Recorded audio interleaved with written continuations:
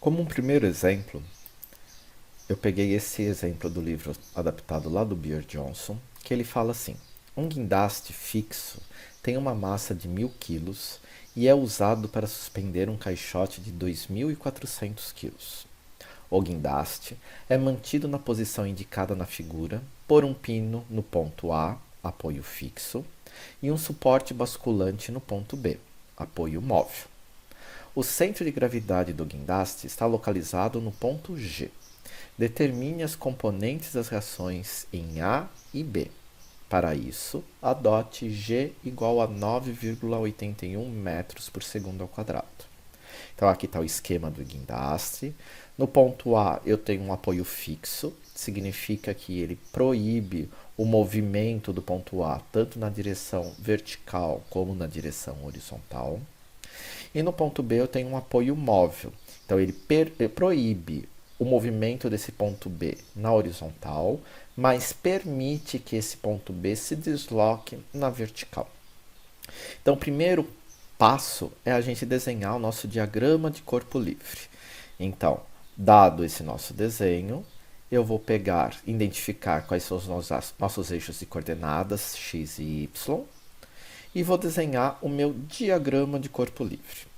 Então, nesse diagrama de corpo livre, eu peguei só a parte do guindaste, indiquei no ponto A, ao invés do apoio fixo, uma reação horizontal a x e uma reação vertical a y. No ponto B, em vez do apoio móvel, uma reação horizontal bx. O peso do guindaste foi colocado no centro de gravidade, no ponto G, e eu chamei ele de P1. E o peso do sólido aqui que ele está erguendo de 2.400 quilos, eu coloquei ali no ponto C e eu chamei ele de P2. Indiquei todas as distâncias e vou começar o procedimento de cálculo. Então, primeiro, calcular os valores do peso. O peso do guindaste é 1.000 quilos, então 1.000 vezes 9,81, né? Vai dar 9.810 newtons ou 9,81 kilonewtons. O peso do caixote do meu sólido é 2.400 quilos, multiplicado pelo G vai dar 25,544 kilonewtons. Vou primeiro começar com as minhas reações de apoio agora. Então, o que eu vou fazer? Eu vou fazer, pelas minhas equações de equilíbrio, eu vou escolher como primeira a somatória do meu momento no meu ponto A igual a zero. Por que eu escolhi o momento no meu ponto A?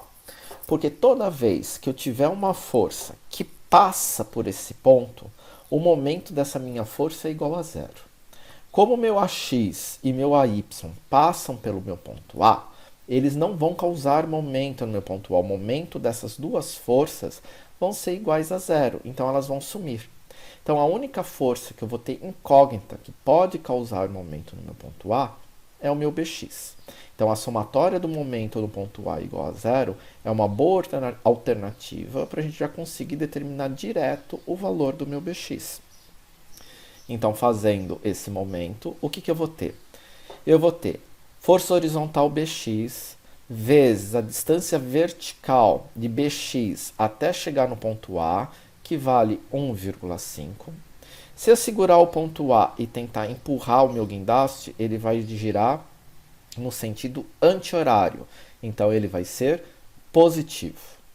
Aí eu vou ter a minha força P1 vertical vezes a distância horizontal até chegar ao ponto A, que é 2.